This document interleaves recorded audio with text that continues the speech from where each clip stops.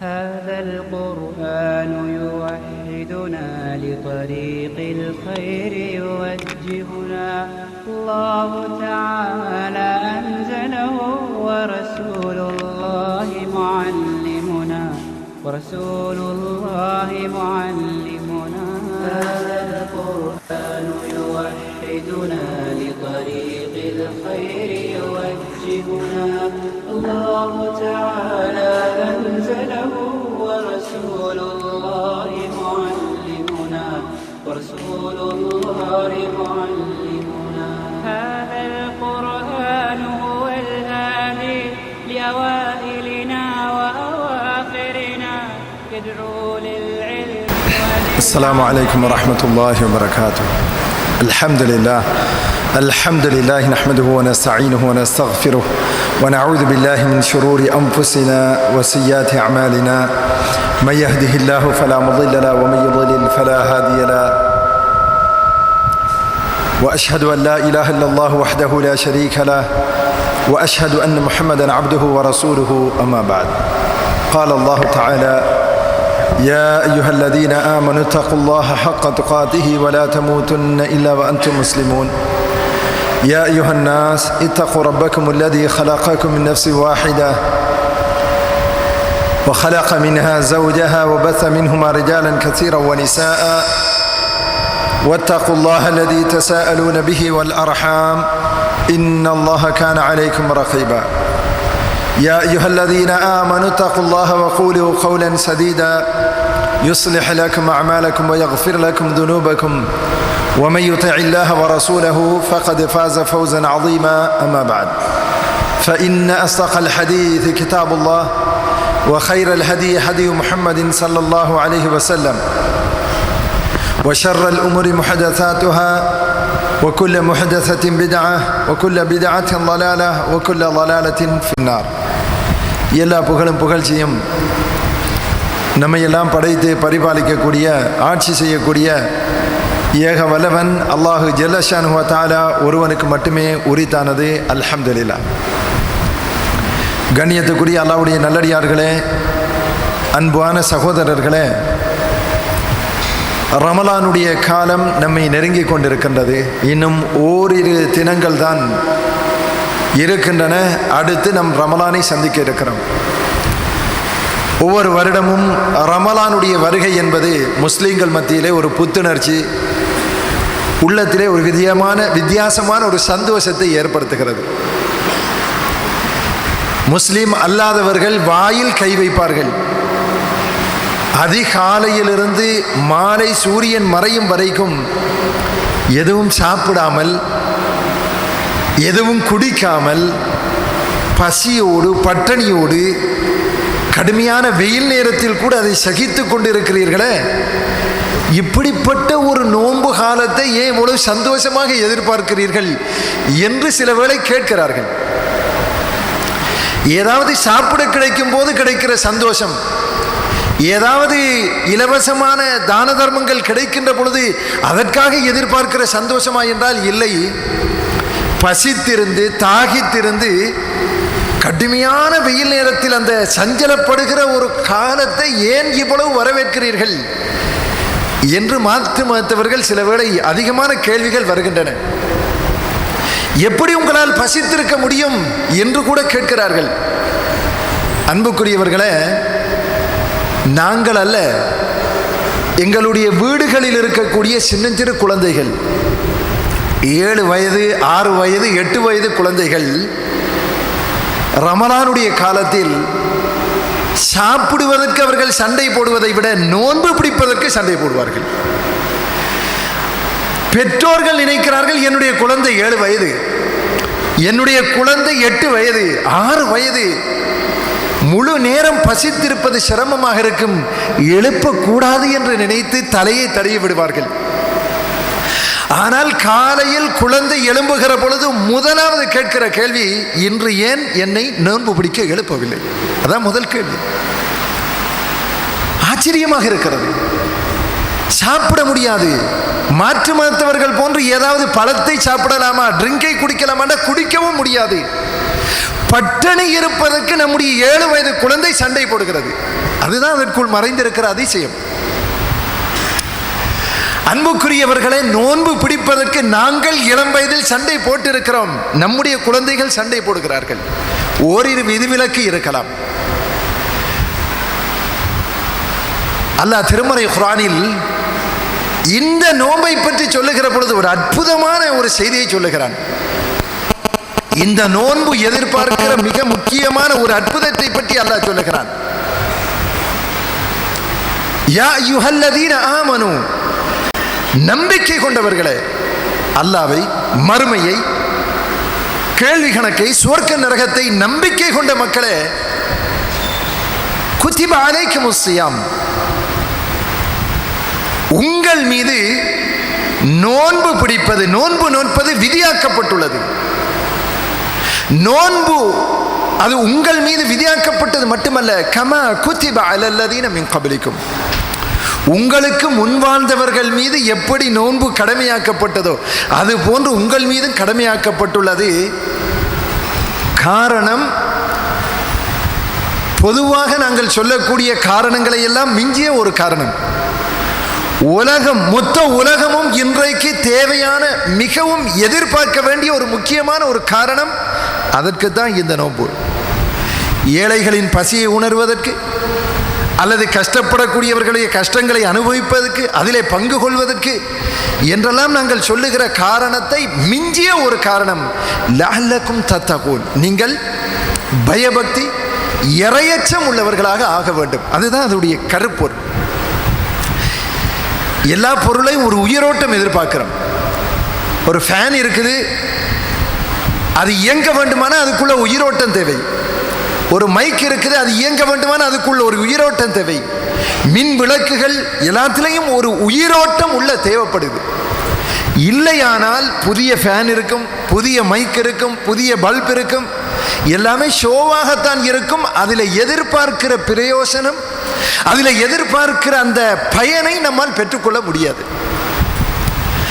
அது எல்லாம் இயங்குவதற்கான ஒரு நோக்கம் இருக்கிறது, அதற்கு ஒரு உயிரோட்டம் தேவை. எல்லா வணக்கங்களிலும் இஸ்லாம் ஒரு உயிரோட்டத்தை எதிர்பார்க்கிறது. அதில் ஒரு அல்டிமேட் கோல், ஒரு கடைசி இலட்சியம் ஒவ்வொன்றுக்கும் இருக்குது. தொழுகிறோம், அதுக்கு ஒரு இலட்சியம் இருக்குது. நோன்பு பிடிக்கிறோம், இலட்சியம் இருக்குது. கண்ணியத்துக்குரியவர்களே, இந்த நோன்பை பற்றி பிரத்யேகமாக சொல்லுகிற பொழுது அல்லாஹ் சொல்லுகிறான், லஅல்லக்கும் தத்தகூன், இறையச்சம், பயபக்தி என்பது உங்களிடத்தில் வரணும். இறையச்சம் உள்ளவர்களாக நீங்கள் மாற வேண்டும். அதுதான் இந்த நோன்பு விதியாக்கப்பட்டுடைய அடிப்படை நோக்கம் என்று அல்லாஹ் சொல்லுகிறான். உண்மையிலே அந்த இறையச்சத்தை நோன்பு உருவாக்குகிறது. இறையச்சம் என்று சொன்னா என்ன?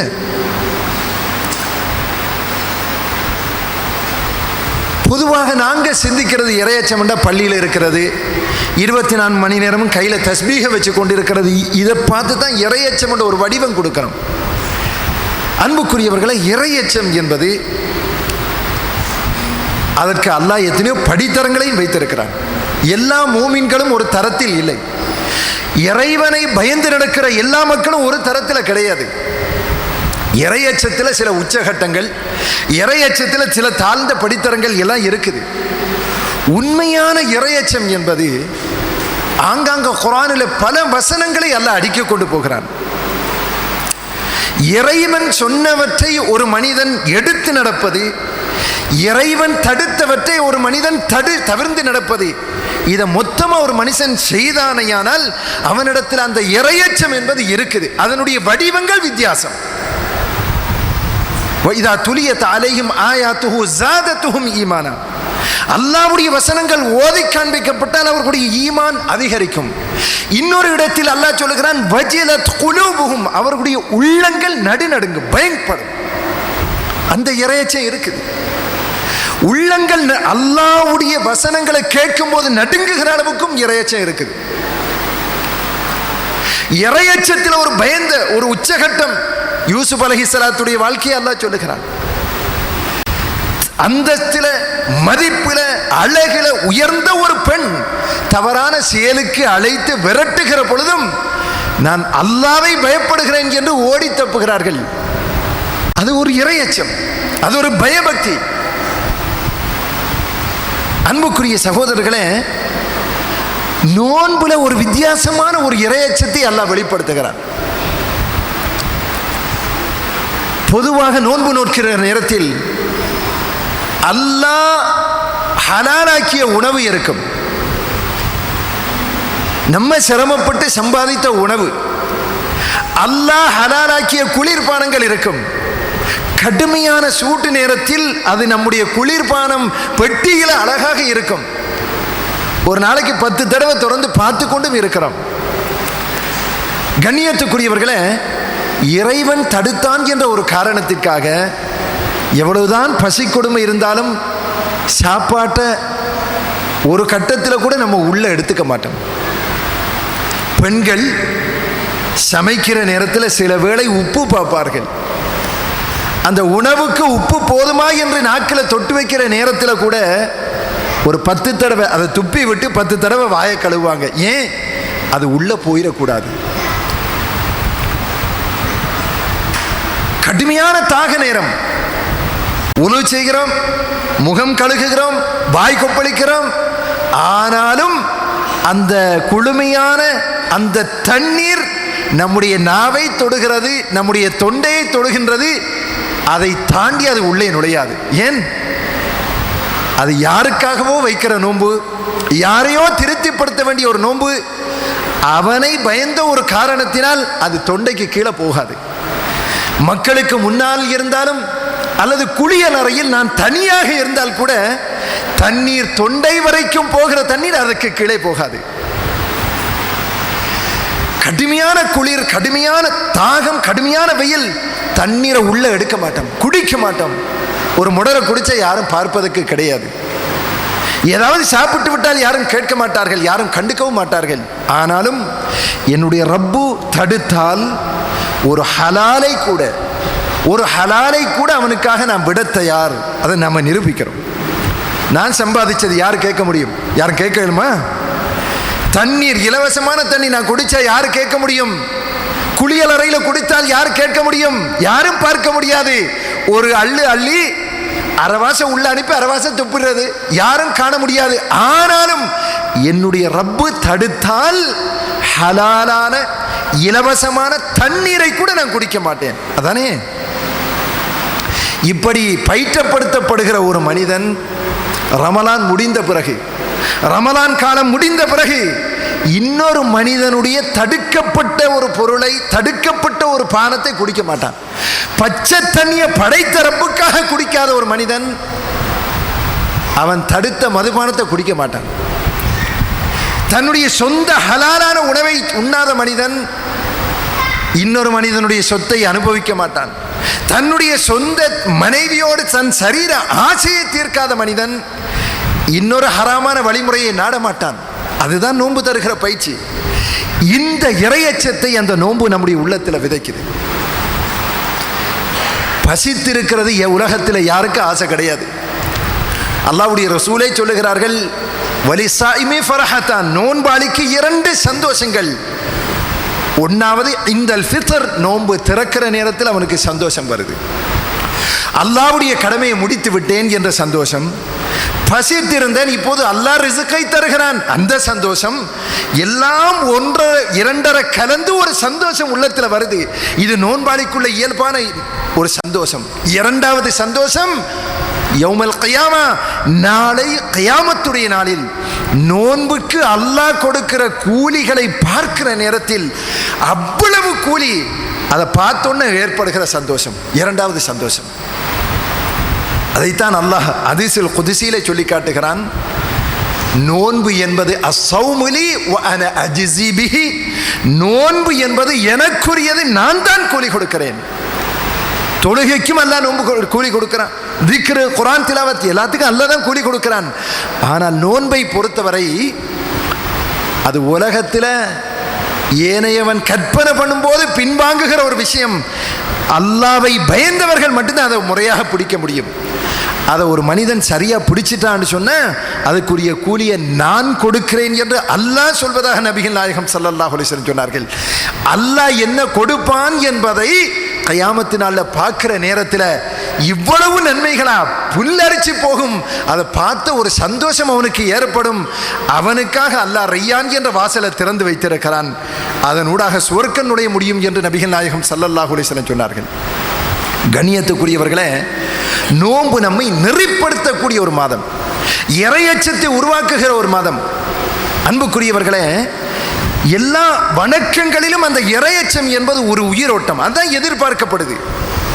அது முக்கியமான ஒரு கருப்பொருள்.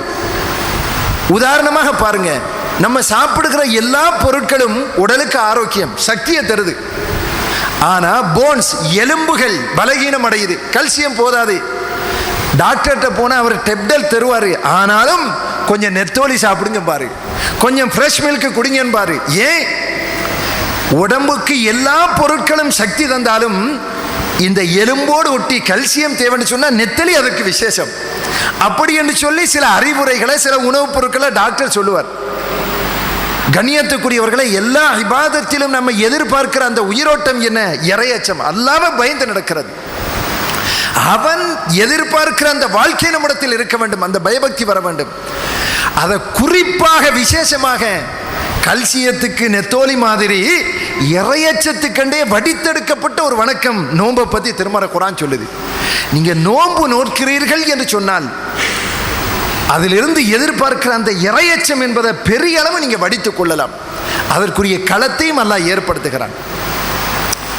இந்த ரமலானுடைய மாதம் வந்துவிட்டால் சுவர்க்க வாசல்களை அல்லாஹ் திறந்து வைக்கிறான், நரகத்துடைய வாசல்களை அல்லாஹ் மூடி விடுகிறான். அட்டூழியம் புரியக்கூடிய ஷைத்தான்கள், மரதத்து ஷயாத்தீன், கெட்ட அட்டூழியம் புரிகிற ஷைத்தான்களை எல்லாம் அல்லாஹ் விளங்கிட்டு விடுகிறான். ஒரு ஏற்பாடு, விசேஷமான ஒரு ஏற்பாட்டை அல்லாஹ் செய்கிறான். இதை செய்து இந்த உம்மத்தினர் இறையச்சம் உள்ளவர்களாக, பயபக்தி உள்ளவர்களாக மாறுவதற்கான அந்த ஏற்பாட்டை அல்லாஹ் ஏற்படுத்தி கொடுக்கிறான். அன்புக்குரியவர்களே, தொழுகிற எத்தனையோ பேருடைய தொழுகையாக இருக்காது.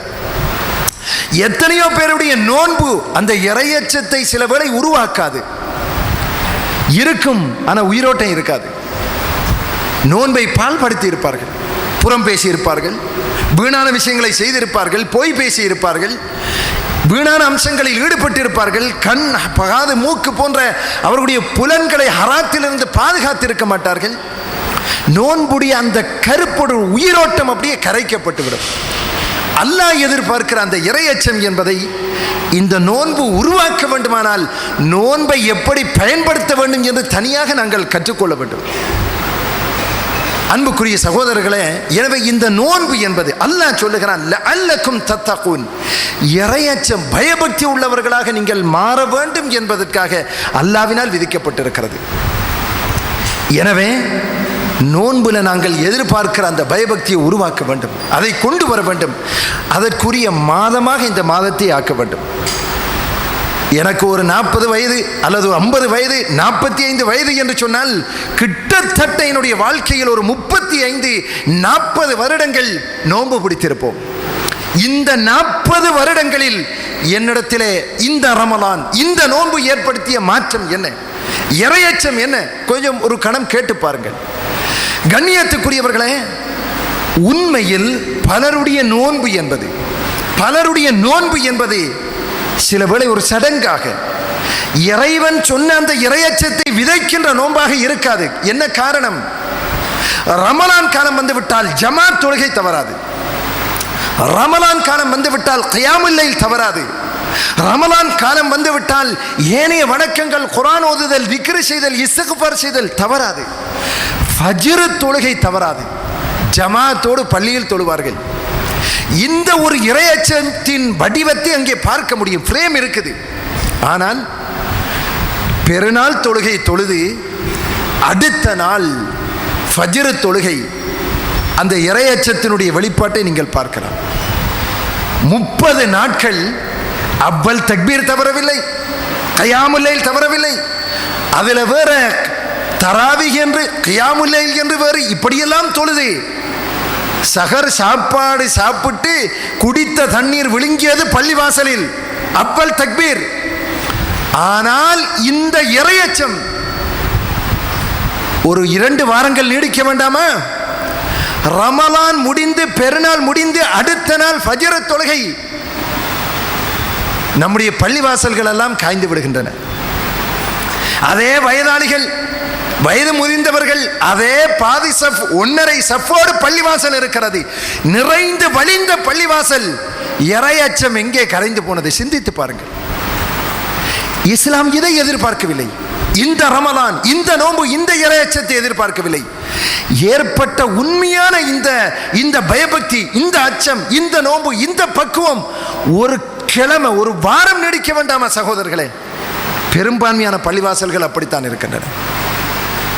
உண்மையிலே நாங்கள் ஒரு உறுதியாக நம்முடைய உள்ளத்திலே ஒரு முடிவை செய்ய வேண்டும். இன்ஷா அல்லாஹ் இந்த ரமலான் என்னிடத்தில் ஏற்படுத்துகிற அந்த மாற்றம் என்னுடைய வாழ்க்கையில இன்ஷா அல்லாஹ் அடுத்த ரமலான் வரைக்குமாவது நீடிக்க வேண்டும். என்னுடைய தொழுகையில் ஒரு முன்னேற்றம் வேண்டும். அது இறையச்சம். குர்ஆனோடு உள்ள தொடர்பு, அதற்குரிய மாதம். அந்த முன்னேற்றம் என்னுடைய வாழ்க்கையில தொடர வேண்டும். கொஞ்சமாக இருந்தாலும் அது தொடர்ச்சியாக இருக்க வேண்டும். நான் தவறாமல் ஜமாத்து தொழுகை எங்கிருந்தாலும் அந்த பசி, அந்த நோன்பு, அந்த உணர்வு, பாங்கு சொல்லிவிட்டது, தொழுகை நேரமாகிவிட்டது, ஜமாத் தொழுகை என்னை இழுத்து சென்றது, ரமலான் முடிந்து விட்டால் நான் அதை மறந்து விடுகிறேன். இல்லை, அந்த இறையச்சம் என்னிடத்திலே நீடிக்க வேண்டும். அன்புக்குரியவர்களே, குறிப்பாக ஃபஜ்ர் தொழுகை, குறிப்பாக ஃபஜ்ர் தொழுகை. எத்தனையோ பேர்கள் 4 நேரம் ஜமாத்தோடு தொழுகிறார்கள், 5வது நேரம் ஃபஜ்ர் தொழுகை தவறிவிடுகிறார்கள். மாற்றம் வர வேண்டும். அதுதான் இறையச்சம். அந்த ஒரு பரிபூரணமான ஒரு மாற்றத்தை ஏற்படுத்துகிற மாதமாக இந்த மாதத்தை மாற்றிக்கொள்ளுங்கள். உறுதி வையுங்கள். இன்ஷா அல்லாஹ் ரமலான் முதல் நோம்பிலிருந்து ஃபஜ்ர் தொழுகை இல்லை. இன்றைய தினம், இன்றைய வெள்ளிக்கிழமை ஃபஜ்ர் தொழுகை நான் தவற மாட்டேன். அதான் இறையச்சம். ஏதாவது ஒரு மாற்றம் உங்களுடைய வாழ்க்கையில் ஏற்படட்டும். முழுமையான ஒரு பெரிய மகானாக நான் ஆக வேண்டும் என்று கற்பனை செய்து கடைசியில் ஓட்டை குடமாக மாறிவிடாமல் ஒரு மாற்றம் என்னுடைய வாழ்க்கையில் வரட்டும். இன்ஷா அல்லாஹ் நான் தொடர்ச்சியாக ஒரு பாவத்தில் இருக்கிறேன். இந்த ரமலான் என்னுடைய வாழ்க்கையில் அந்த மாற்றத்தை ஏற்படுத்தட்டும். அந்த பாவத்தை இதனோடு கை கழுவி விடுகிறேன். என் வாழ்க்கையில் தொடராது. என்னுடைய வாழ்க்கையில் நான் தொடர்ச்சியாக புகைத்துக் கொண்டிருக்கிறேன். சிலர் மக்ரூ என்கிறார்கள், இன்னும் சிலர் பரவாயில்லை என்கிறார்கள். ஆனால் எனக்கு என் மனசாட்சி உறுத்துகிறது. இது ஹலால் என்றால் ஏன் பிஸ்மில் சொல்லாமல் குடிக்கிறேன்? இது ஹலால் என்றால் ஏன் என் குழந்தையை மகனே என்று அழைத்து நீயும் 2 பட்டு இழுத்துக்கொள் என்று சொல்லாமல் இருக்கிறேன்? ஹலால் என்றால் ஆர்வமூட்டுங்கள், ஹலால் என்றால் நீங்களும் அனுமதியுங்கள். விடமாட்டோம். மகன் குடித்தால் தாங்கவில்லை. ஆரம்பிக்கும் போது பிஸ்மில் இல்லை, எனக்கு தெரிகிறது, பணத்தை நாசமாக்குகிறேன். சுபஹானல்லாஹ், 2 நாட்களுக்கு முன்னால் தான் நான் கேள்விப்படுகிறேன். 20 போட்ட ஒரு பாக்கெட் 700 ரூபாய். யாருக்கும் அல்ல, நிவாரணப்படியில் களத்தில் நிற்கிற பொழுது வேலை செய்கிற மாற்று மத்தவர்களுக்கு கொண்டு வந்து கொடுக்கிறான். 700 ரூபாய். அல்லாஹு அக்பர். ஒரு குடும்பம் வாழ்க்கையை கடத்த முடியும் ஒரு நாள். கேடுகட்ட இந்த பழக்கம் இந்த ரமலானில் என்னிடத்திலிருந்து கழிய வேண்டும். நோன்பு நேரம் எனக்கு அதை பொறுத்து கொள்ள முடியும் என்றால் நோன்பு முடிந்த பிறகு ஏன் என்னால் பொறுக்க முடியாது? ஏன் என்னால் கட்டுப்படுத்த முடியாது? அன்புக்குரியவர்களே, இன்னும் சிலர் இருக்கிறார்கள், நோன்பு பிடிக்கும் போது ஒன்று, திறந்த பிறகு ஈச்சம்பழத்துக்கு முன்னாடி ஒன்று. கண்ணியத்துக்குரியவர்களை, இந்த கெட்ட பழக்கத்தை விட்டுவிடுவோம். ஒரு மாற்றம் வாழ்க்கையில் வரட்டும். நான் தொழுகை, ஜமாத் தொழுகையில் பொறுப்பாக இருக்கிறேன். இன்ஷா அல்லாஹ் மாற்றிக்கொள்வேன். குர்ஆனோடு தொடர்பில்லை, ஒரு நாளைக்கு 3 வசனங்கள் தொடர்ச்சியாக ஓதுவேன். அந்த மாற்றம் என்னுடைய வாழ்க்கையில் வரட்டும். ஒரு அழகான மாற்றத்தை உருவாக்குகிற மாதம் இந்த மாதம். பக்கத்து வீட்டோடு பிரச்சனை, குடும்பத்தில் உறவுகள் பல வருடங்கள் துண்டித்திருக்கிறேன். இறைவனுடைய பொது மன்னிப்பிலிருந்து மஹரூம், ஒரு துர்ப்பாக்கிய நிலை, அதிலிருந்து தூரமாக்கப்பட்ட ஒரு நிலை. உறவுகளோடு நான் உறவை துண்டித்துக் கொண்டு வாழ்கிறேன். இன்ஷா அல்லாஹ் இந்த ரமலான் அதிலிருந்து என்னை மாற்ற வேண்டும். உறவுகளை புதுப்பித்துக் கொள்வேன். யாரோடும் பிரச்சனைப்பட மாட்டேன். ஒரு மாற்றத்தை வாழ்க்கையில் கொண்டு வாருங்கள். அல்ஹம்துலில்லாஹ், ஒரு 10 ரமலான்கள் கரியட்டும், சமூகத்திலே பெரியோர் மாற்றத்தை பார்க்கலாம். எனவே நோன்பு எதிர்பார்க்கிற இறையச்சம் என்பது ரமலான் வந்தால் கியாமுல் லைல், ரமலான் வந்தால் நோன்பு பசித்திருத்தல், முடிந்து விட்டால் மறுபடியும் என்னுடைய பழைய நிலை என்பது ரமலான் எதிர்பார்க்கிற மாற்றம் அல்ல. அந்த இறையச்சத்தை ஒரு வாழ்க்கையில் ஏதாவது ஒரு மாற்றத்தை இலக்கு வைத்து, நமக்கு தெரியும், நம்முடைய மனச்சாட்சி சொல்லும், இதுதான் என்னுடைய வாழ்க்கையில் இருக்கிற ஒரு கோளாறு, திருத்துவோம், அதை மாற்றிக்கொள்வோம். இந்த ரமலான் நமக்கு பிரயோசனமானது இன்ஷா அல்லாஹ். அல்லாஹு தஆலா அப்படிப்பட்ட ஒரு நல்ல வாய்ப்பை, சந்தர்ப்பத்தை எனக்கும் உங்களுக்கும் தந்தருவானாக.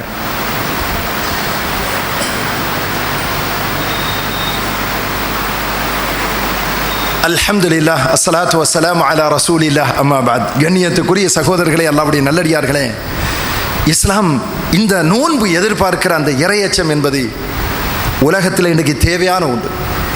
உலகத்தில் யாரையும் ஏமாற்றலாம், சட்டங்களை ஏமாற்றலாம், கோர்ட்டுகளை, நீதிபதிகளை, நீதிமன்றங்களை ஏமாற்றலாம், உலகத்தில் உள்ள யாரையும் ஏமாற்றலாம்.